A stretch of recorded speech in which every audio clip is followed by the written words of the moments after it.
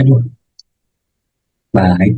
Tentang di sini kami dari kelompok 3 ini memaparkan mengenai tugas kelompok algoritma dan rencananya. Nah, di sini juga kelompok 3 ingin memperbarui atau bisa dibilang mencari algoritma yang lebih baik daripada algoritma sebelum. Nah, itu nilai pangkat N,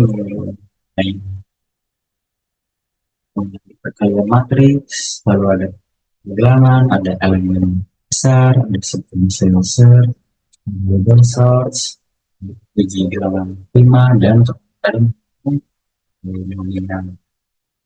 Sebelum itu, akan dilihat yang anggota-anggota kita. Di sini ada anggota kelompoknya, saya sendiri Muhammad Ibadur Rahman dengan NIM 1128, lalu ada teman saya, silakan. Ya, perkenalkan nama saya Fahri Fauzaidin dengan NIM 1134 sebagai pemateri dan selanjutnya akan memperkenalkan diri. Silahkan, Fatan. Baik, terima kasih Saudara Fahri Fawaz Aidin. Perkenalkan, nama saya Raden Nurul Fatan Kowiyun dengan NIM 1118. Saya di sini sebagai pemateri. Selanjutnya akan disampaikan oleh Muhammad Ibadur Rahman. Baik, di sini ada mulai slide selanjutnya, ada menghitung A pangkat N. A pangkat N akan disampaikan oleh Tan, silakan. Terima kasih kepada Saudara Muhammad Ibadur Rahman. Di sini program Java untuk menghitung nilai A pangkat N, yaitu menggunakan brute force, menggunakan fungsi pangkat brute force untuk menghitung pangkat.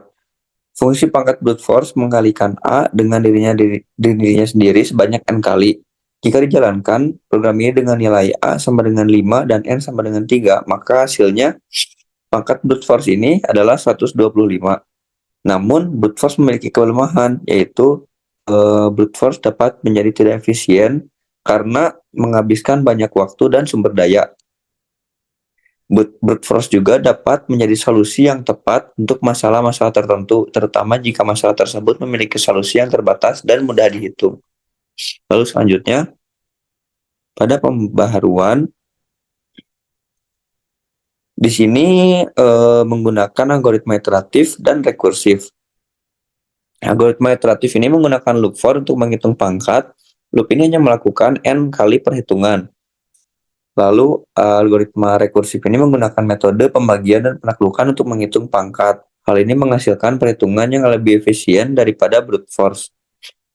Jika dijalankan, program ini dengan nilai A sama dengan 5 dan N sama dengan 3, maka hasil pangkat iteratif ini 125. Lalu hasil pangkat rekursifnya 125. Lalu selanjutnya,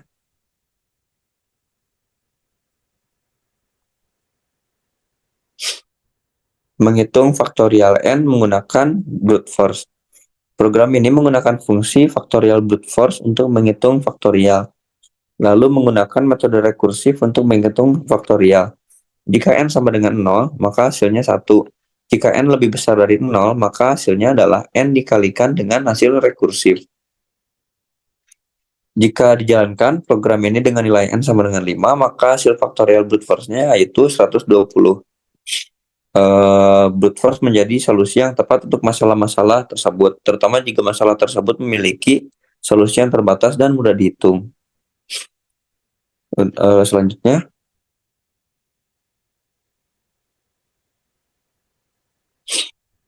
pada pembaruan ini di sini menggunakan algoritma memoisasi. Algoritma ini menyimpan hasil perhitungan faktorial sebelumnya untuk digunakan kembali di perhitungan selanjutnya. Hal ini dapat menghemat waktu dan juga sumber daya, terutama jika nilai n yang besar. Lalu di sini ada penjelasan langkah algoritmanya. Yang pertama, membuat array demo. Pada awal program, dibuat sebuah array memo dengan ukuran 1001. Array ini digunakan untuk menyimpan hasil perhitungan faktorial sebelumnya. Lalu yang kedua, fungsi faktorial memiliki parameter n yang merupakan nilai n yang ingin dihitung faktorialnya. Lalu yang ketiga, Pada kondisi pemutusan, jika nilai n sama dengan 0, maka faktorialnya adalah 1. Jika nilai faktorial n sudah dihitung dan disimpan dalam array memo n, maka nilai tersebut langsung dikembalikan, yang berarti bahwa faktorial n ini telah dihitung sebelumnya dan tidak perlu dihitung lagi. Lalu pada perhitungan faktorial, jika kondisi pemutusan tidak terpenuhi, maka nilai faktorial n dihitung dengan mengalikan n dengan faktorial n-1. Hasil perhitungan tersebut disimpan dalam array memo n. Lalu nilai faktorial n tersebut dikembalikan. Dan terakhir fungsi utamanya, program meminta pengguna untuk memasukkan nilai n yang ingin dihitung faktorialnya. Fungsi faktorial dipanggil dengan parameter n untuk menghitung faktorial. Lalu hasilnya ditampilkan kepada pengguna. Memorisasi ini ada manfaatnya, yaitu menghemat waktu, menghindari perhitungan faktorial yang sama, dan juga meningkatkan efisiensi program. Lalu selanjutnya, program Java perkalian matriks menggunakan brute force. Program ini menggunakan loop bersarang 3 untuk menghitung perkalian matriks dengan brute force. Tentunya ada kelemahan. Brute force ini tidak dapat menjadi efisien karena menghabiskan waktu dan sumber daya, terutama untuk nilai n yang besar. Untuk brute force sendiri dapat menjadi solusi yang tepat untuk masalah-masalah tertentu, terutama jika masalah tersebut memiliki solusi yang terbatas dan mudah dihitung. Lalu selanjutnya,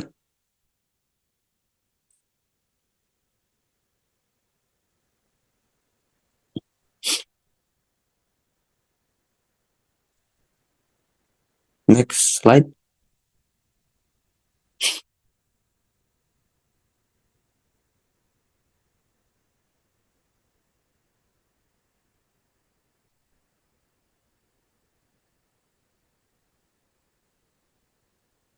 Lalu pada program Java di sini tidak menggunakan brute force. Program ini mengimpor kelas scanner untuk membaca input dari pengguna. Lalu program meminta pengguna untuk masukkan dimensi baris kolom matriks A dan B. Lalu memeriksa apakah perkalian matriks dimungkinkan. Perkalian matriks hanya dimungkinkan jika jumlah kolom matriks A sama dengan jumlah matriks B. Program meminta pengguna untuk memasukkan elemen-elemen matriks dan A dan B. Program melakukan perhitungan perkalian matriks menggunakan loop bersarang, lalu hasilnya ditampilkan. Alasannya program ini menggunakan algoritma perkalian matriks yang lebih efisien, yaitu algoritma Strauss-Zahn. Strauss-Zahn ini membagi matriks menjadi submatriks yang lebih kecil dan menghitung perkalian submatriks tersebut secara kursif. Lalu, program ini hanya melakukan perhitungan yang diperlukan untuk mendapatkan hasil perkalian matriks. Brute force adalah solusi tepat untuk masalah-masalah tertentu, terutama jika masalah tersebut memiliki solusi yang terbatas dan mudah dihitung. Selanjutnya,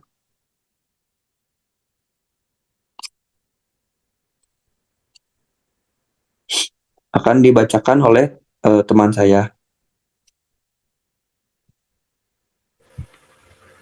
Ya, terima kasih kepada Fatan.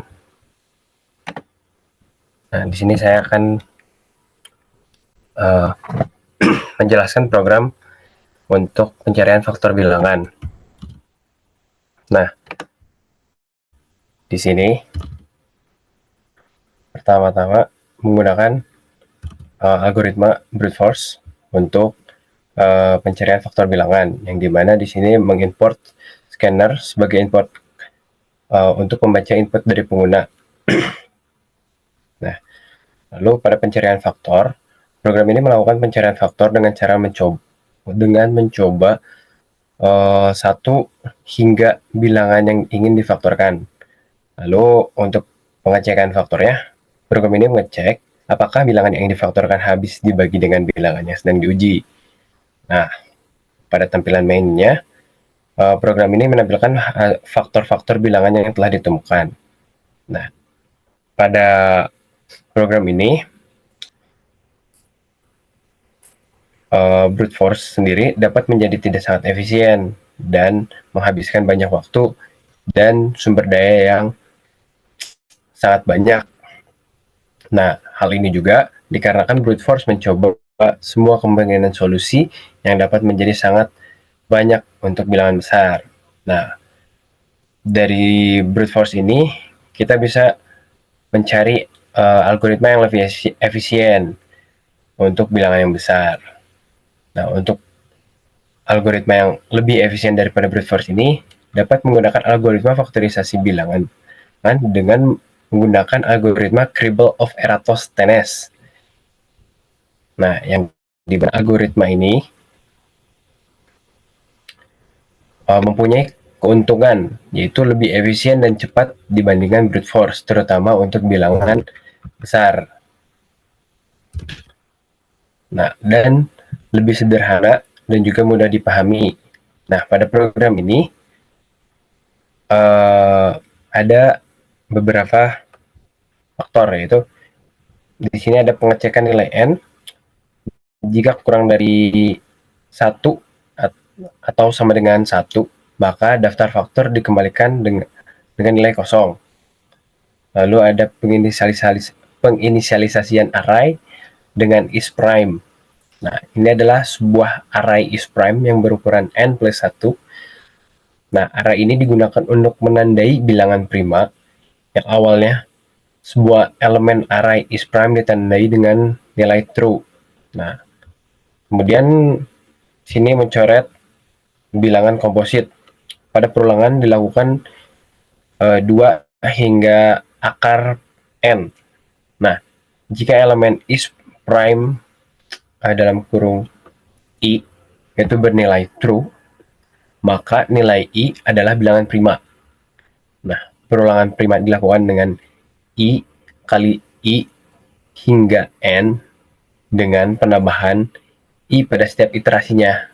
Nah, elemen is prime j itu diubah menjadi false untuk menandai bahwa variabel j adalah bilangan komposit. Lalu menambahkan bilangan prima ke daftar faktor. Nah, perulangan ini dilakukan dari 2 hingga ke n. Jika elemen is prime i adalah true, maka bilangan prima akan ditambahkan ke daftar faktor.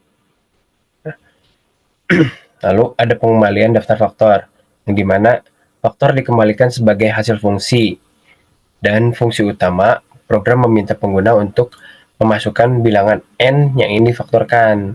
Nah, dari algoritma Kribel of Eratosthenes ini ada memiliki kekurangan juga, yang dimana tidak dapat menentukan faktor bilangan komposit dan hanya dapat menentukan faktor prima bilangan tertentu saja.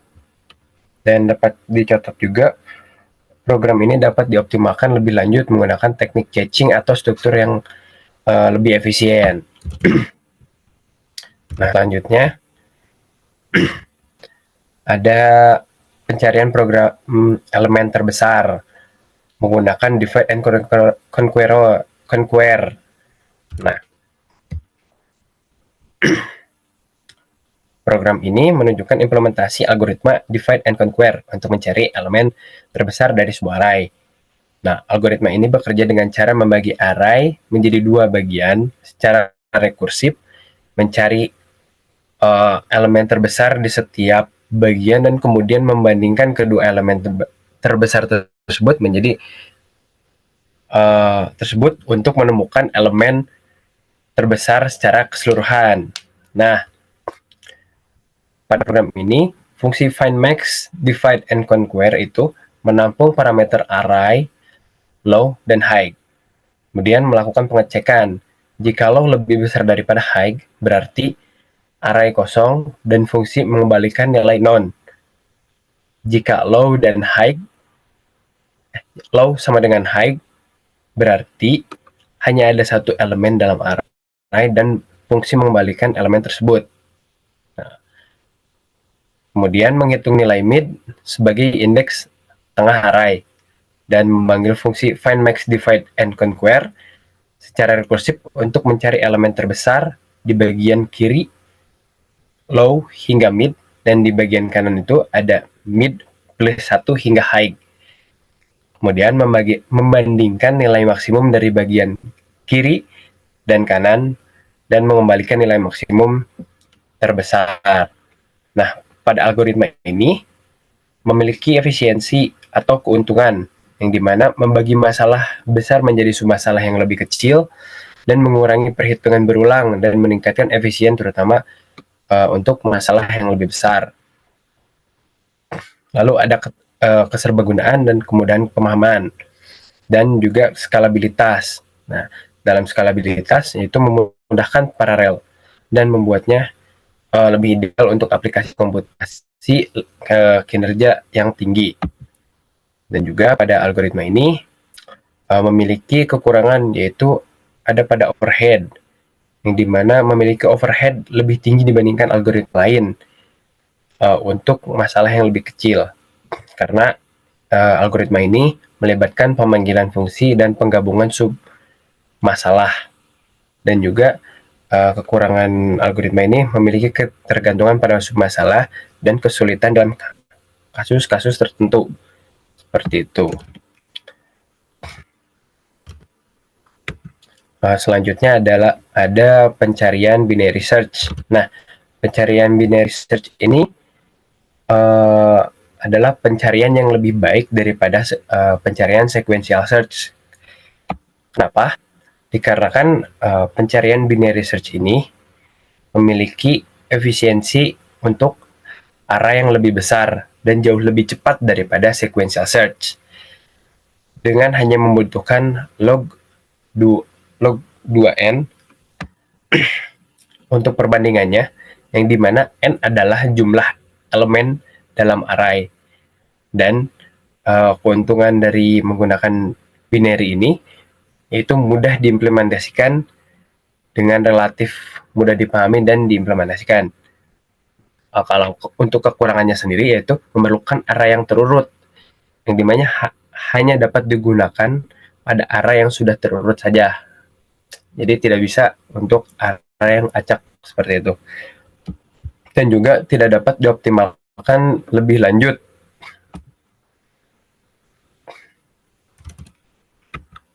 Kemudian ada hash table.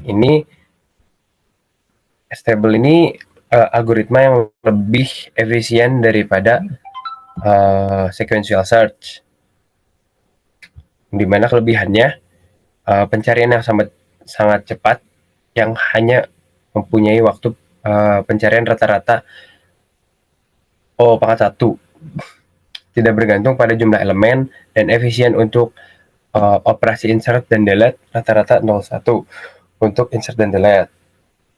Lalu pada kekurangan pada algoritma ini yaitu memerlukan fungsi hash yang baik. Nah, di mana kinerja bergantung pada kualitas fungsi hash. Nah, fungsi hash yang buruk dapat menyebabkan tabrakan dan memperlambat operasi. Kemudian membutuhkan memori yang tambahan dan sensitivitas terhadap tabrakan. Dan selanjutnya ada algoritma pengurutan. Dan ini akan dijelaskan oleh Muhammad Ibadur Rahman. Silahkan, Muhammad Ibadur Rahman. Baik, terima kasih Pak Adi. Penjelasannya mungkin selanjutnya akan disampaikan oleh saya mengenai algoritma pengurutan yang lebih baik daripada bubble sort. Di sini kita menggunakan algoritma merge sort ya, yang di mana ada struktur programnya gitu, yang kelas merge sortnya memiliki metode sort statis yang menerima array data sebagai parameter. Dan metode sortnya memanggil metode sort helper secara rekursif untuk mengurutkan sub-array-nya. Lalu ada juga metode source helper-nya juga ya di situ. Nah, ini menerima array data, terus index low, awal sub-array, dan index high, akhir sub-array sebagai parameter. Seperti itu. Lalu juga ada metode match ya, yang dimana menerima array data, juga index low, mid, titik tengah, dan high sebagai parameternya juga. Nah, di sini ada kelebihan merge sort ya, yang dimana satu, sangat efisien, memiliki waktu rata-rata O(n log n) yang jauh lebih cepat daripada bubble sort untuk array besar. Lalu yang kedua ada stabil, mempertahankan urutan relatif elemen yang sama.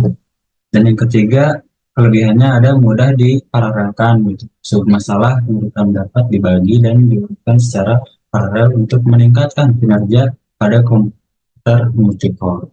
Di sini juga ada kekurangan merge sort ya. Yang pertama ada membutuhkan ruang memori tambahan. Yang kedua ada lebih kompleks si merge source ini. Nah, mungkin itu sih mengenai algoritma pengurutan merge-sort. Selanjutnya, nah di sini ada algoritma Miller-Rabin untuk menguji bilangan prima di Java. Nah, ini tuh kayak algoritma terbaiknya dari brute force ya, brute force si uji bilangan prima. Nah, ada penjelasan sedikit mengenai program gitu. Di sini memakai metode isprime gitu, yang menerima bilangan big integer sebagai parameter. Juga banyak ya yang lain mengembalikan false jika nolnya adalah satu atau nol, mengembalikan true jika nolnya adalah dua, menghitung S dan D untuk mempersiapkan perhitungan eksponen. Lalu ada juga melakukan iterasi. Nah, yang kedua ada metode main juga ya. Di sini untuk mengatur 6 nilai yang ingin diuji, lalu memanggil isprime 6 dan menyimpan hasil dalam isprime tersebut. Lalu juga ada mencetak pesan yang menunjukkan apakah 6 adalah bilangan prima atau tidak. Di sini juga ada beberapa kelebihannya. Yang pertama ada sangat efisien tentunya gitu. Memiliki rata-rata waktu ON pangkat 4 di mana N adalah panjang bit bilangan. Yang kedua ada probabilitas kesalahan yang sangat kecil gitu, yang dimana dapat diatur dengan meningkatkan jumlah iterasi. Tiga ada mudah diimplementasikan. Lalu juga ada kekurangannya, di mana satu probabilistik gitu memiliki kemungkinan kecil untuk salah mengklasifikasikan bilangan komposit sebagai bilangan prima. Yang kedua ada lebih kompleks dibanding dengan algoritma sebelumnya gitu yang naif dan Fermat.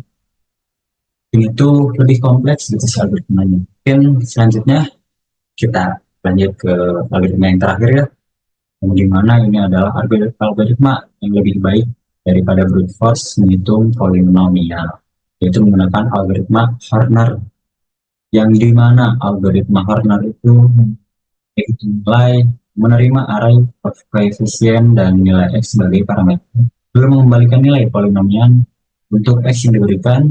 Lalu juga ada menginisialisasi variabel nilai dengan koefisien suku pertama indeks 0. Lalu ada loop for iterasi dari suku kedua indeks 1 hingga suku terakhir indeks terakhir. Lalu juga yang kedua ada metode main ya, yang dimana mendefinisikan array koefisien untuk polinomial, contoh dan nilai x yang ingin dihitung gitu. Menghitung nilai polinomial dengan memanggil metode gitu. Ada mencetak polinomial di konsol. Nah, di sini juga memiliki kelebihannya. Yang pertama ada lebih efisien dibandingkan dengan algoritma iteratif sederhana, sama untuk polinomial dengan derajat tinggi. Lalu yang kedua ada lebih akurat, mengurangi pembulatan yang terjadi pada setiap iterasi. Yang ketiga ada mudah diimplementasikan tentunya dibanding algoritma sebelumnya. Kurangannya di sini memiliki keterbatasannya sih karena representasinya angka floating point gitu. Yang kedua ada tidak seefisien algoritma sebelumnya gitu, atau polinomial dengan derajat sangat tinggi. Nah, mungkin tambahan sedikit ya, ada kita dapat memodifikasi gitu program tersebut untuk mendaftarkan nilai x yang berbeda.